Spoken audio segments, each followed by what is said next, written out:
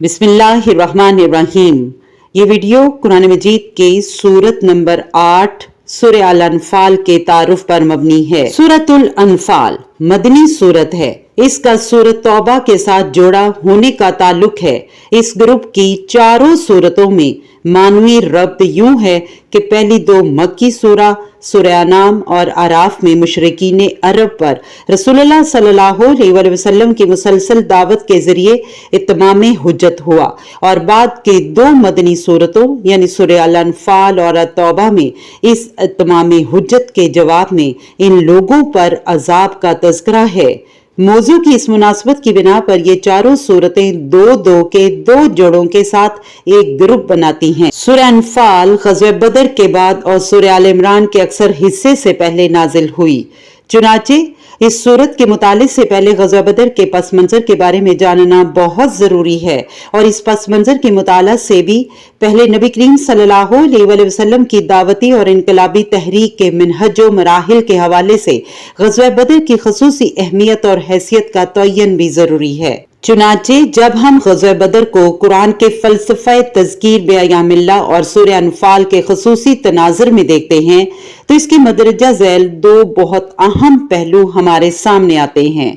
पहला ये कि मुशरिकीन मक्का पर अजाब का पहला कोड़ा अल्लाह ताला की सुन्नत के मुताबिक रसूलों का इनकार करने वाली अक़वाम पर इज्तिमाई तौर पर अजाब इस्तेसाल नाजिल होता रहा है। इस कानून कुदरत का इतलाक हिजरत के बाद मुशरिकीन मक्का पर भी होने वाला था।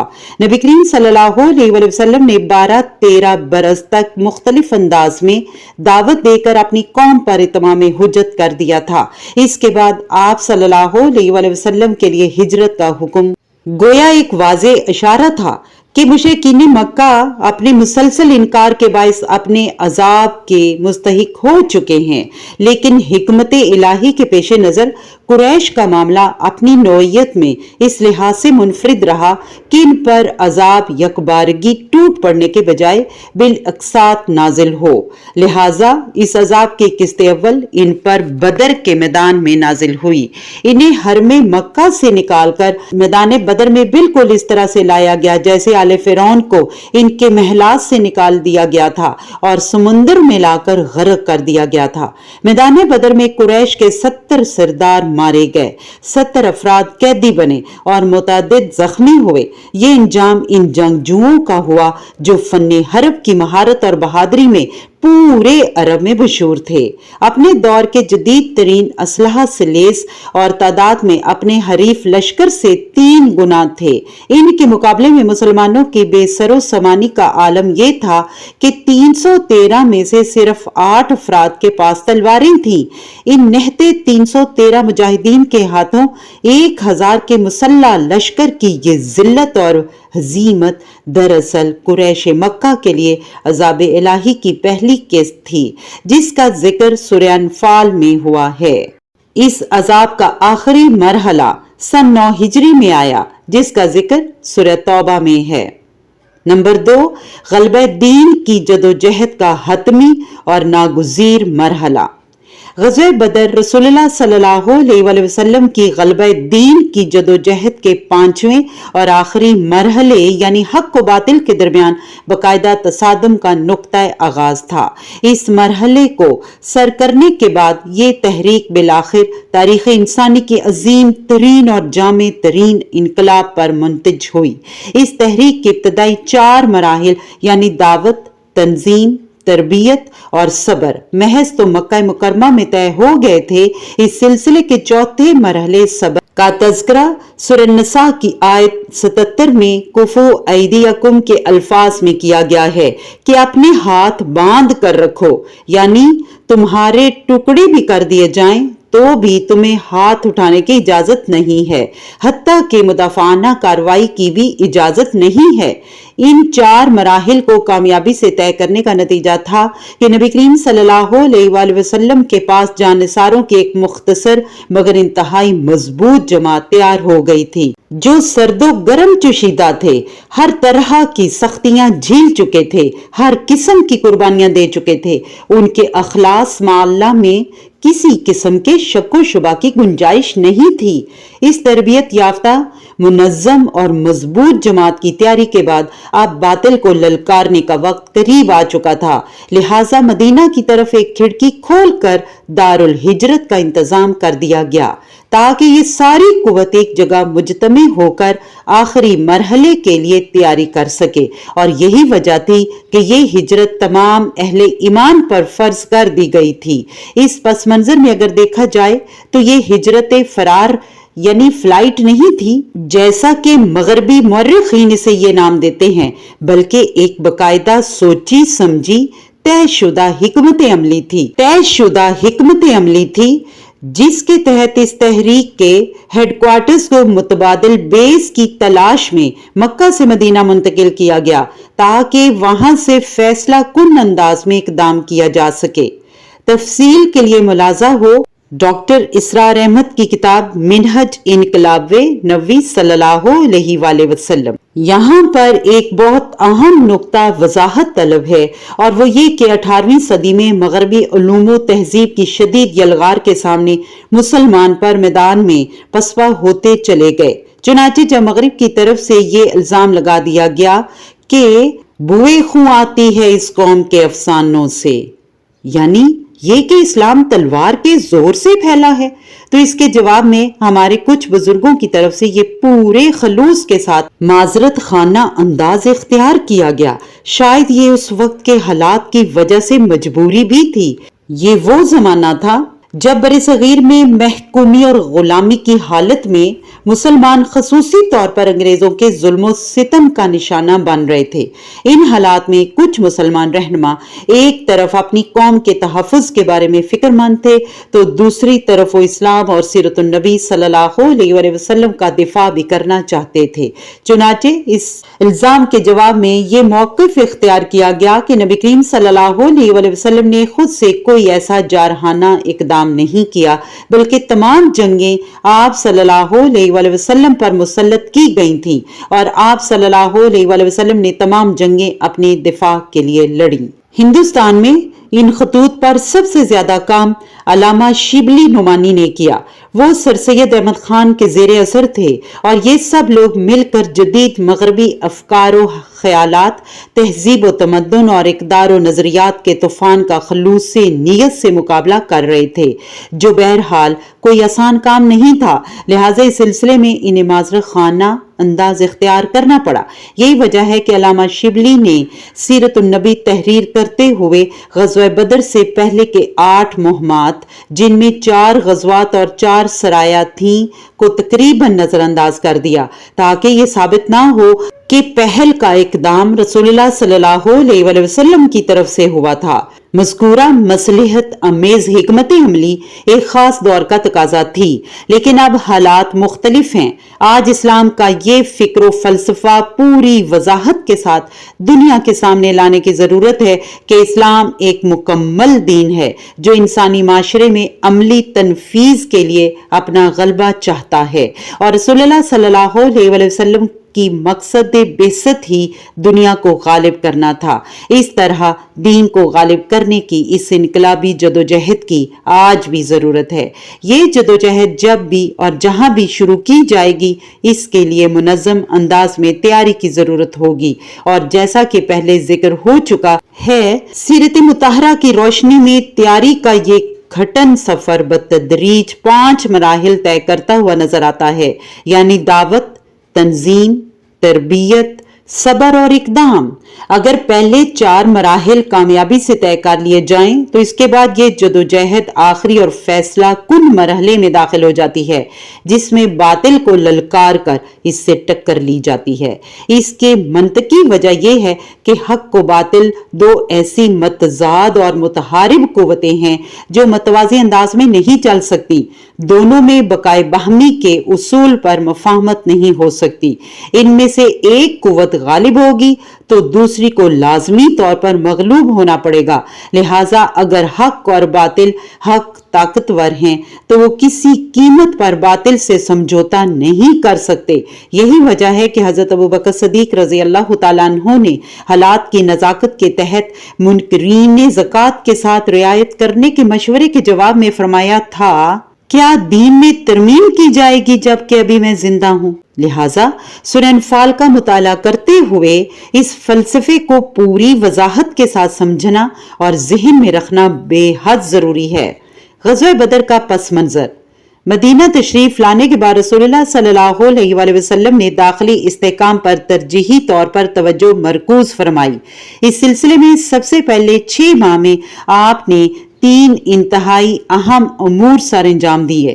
اول، آپ صلی اللہ علیہ وآلہ وسلم نے مسجد نبوی کی تعمیر مکمل کروائی، جس کی صورت میں آپ صلی اللہ علیہ وآلہ وسلم کو ایک ایسا مرکز میسر آ گیا جو بیک وقت ایک گورنمنٹ سیکریٹریٹ بھی تھا، پارلیمنٹ ہاؤس بھی، دارالعلوم اور خانقاہ بھی اور عبادت گاہ بھی۔ دوسرا، آپ صلی اللہ علیہ وآلہ وسلم نے مہاجرین اور انصار میں مواخات کا رشتہ قائم کرا دیا، جس سے نہ صرف مہاجرین کے معاشی اور معاشرتی مسائل حل ہو گئے بلکہ مدینہ میں ان دونوں فریقین کے افراد پر مشتمل ایک ایسا معاشرہ وجود میں آ گیا جس کے افراد باہمی محبت اور اخلاص کے گہرے رشتے میں منسلک تھے۔ اس سلسلے کا تیسرا اور اہم ترین کارنامہ میثاق مدینہ تھا، یعنی یہود قبائل کے ساتھ مدینہ کے مشترک دفاع کا معاہدہ، جس کے تحت حملے کی صورت میں مدینہ کے یہودی قبائل مسلمانوں کے ساتھ مل کر شہر کا دفاع کرنے کے پابند ہوں گے۔ داخلی محاذ پر ان معاملات سے فارغ ہونے کے بعد ہجرت کے 7ویں ماہ میں آپ صلی اللہ علیہ وآلہ وسلم نے مدینہ کے اطراف و جوانب میں چھاپا مار دستے بھیجنے شروع کر دیے۔ قریش مکہ کی معیشت کا دار و مدار تجارت پر تھا اور مکہ سے یمن اور شام کی طرف ان کے تجارتی قافلے سارا سال رواں دواں رہتے۔ یہ دونوں تجارتی شاہراہیں قریش مکہ کی معیشت کے لیے شاہراہ کی حیثیت رکھتی تھیں۔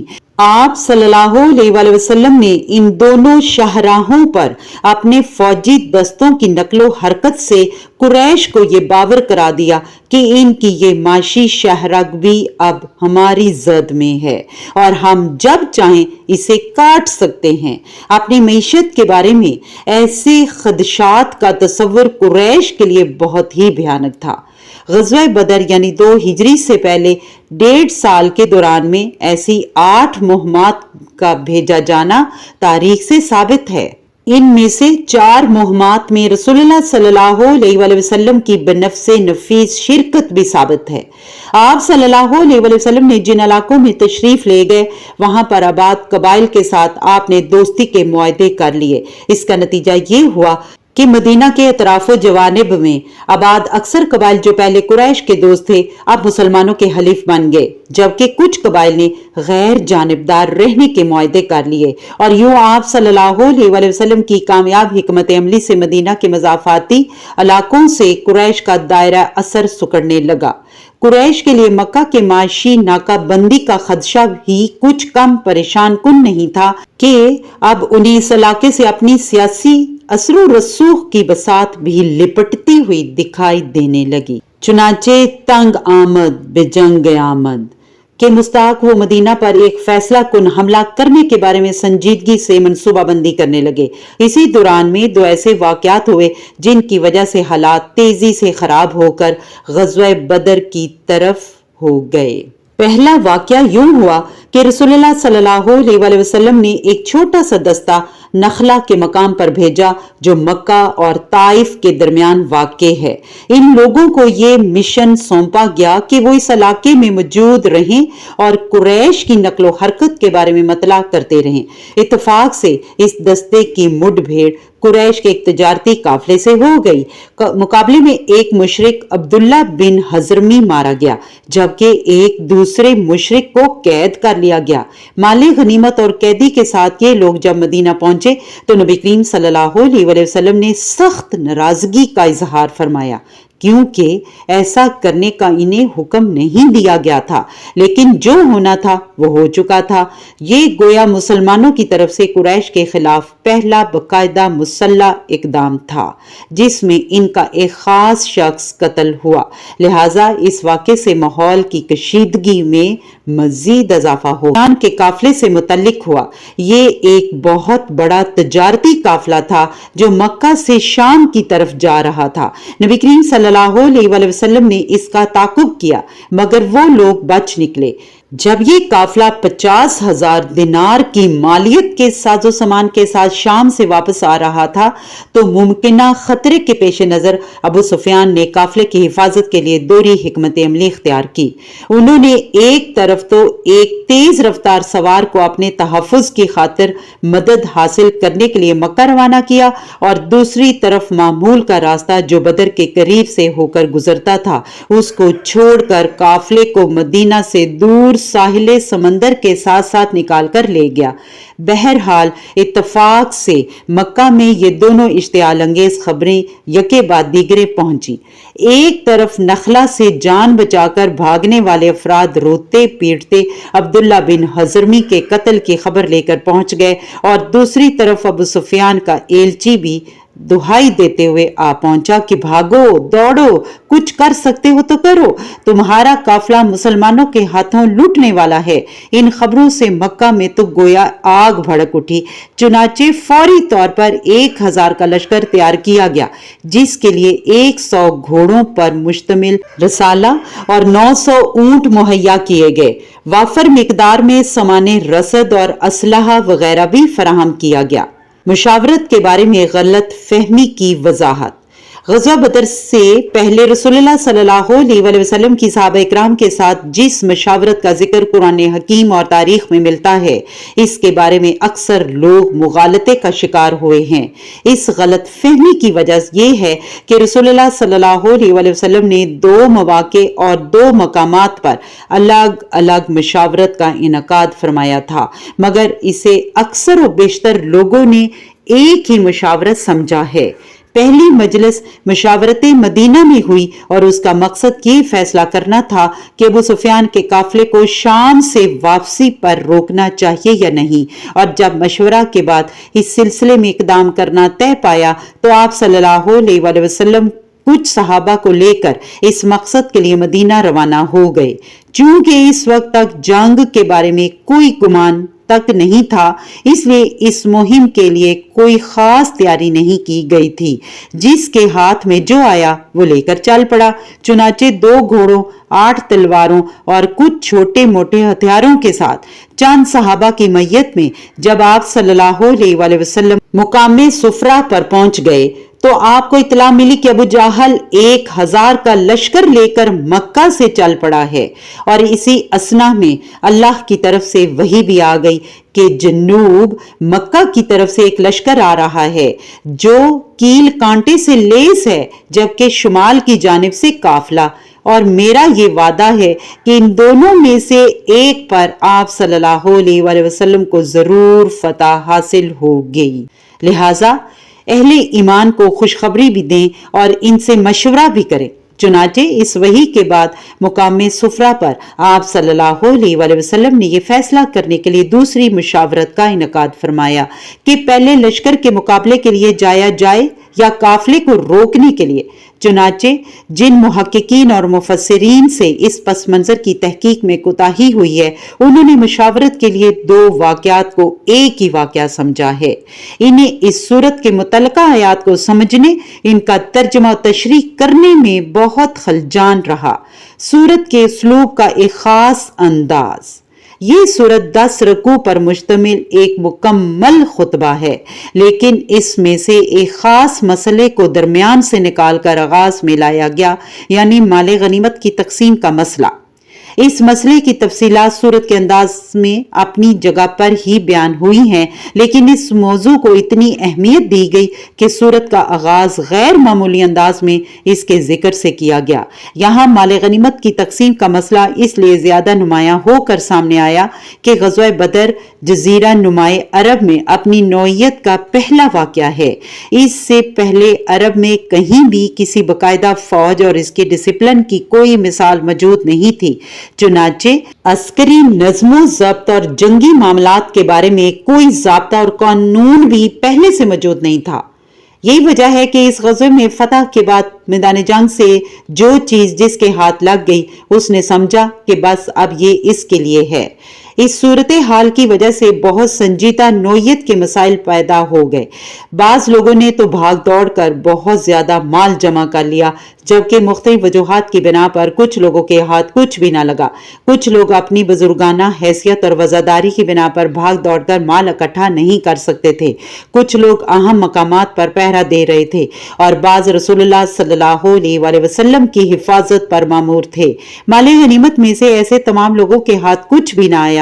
यही वजह है कि ज़िमन में इख्तलाफात पैदा हो गए। चुनाचे सूरत की पहली आयत में ही जितला दिया गया कि अल्लाह के यहाँ इस मामले का खास नोटिस लिया गया है और फिर बात भी इस तरह से की गई कि मसले की जड़ भी काट कर रख दी गई। बिल्कुल दो टोक अंदाज में बता दिया गया कि माल गनीमत सिर्फ और सिर्फ अल्लाह और उसके रसूल का है, किसी और का इस पर किसी किस्म का कोई हक नहीं। सूरह अनफाल का ये उसलूब अगर अच्छी तरह से ज़ेनशीन कर लिया जाए तो इससे हमें सूरह तौबा के मज़ामीन की तरतीब को समझने में भी मदद मिलेगी। इसी के साथ ये वीडियो यहीं इख्तिताम पजीर होती है। ए अल्लाह, तो हमें कुरान मजीद पढ़ने, समझने और इसके उसलूब को जानने और इसे अमली जिंदगी में लागू करने की तौफीक अता फरमा। आमीन।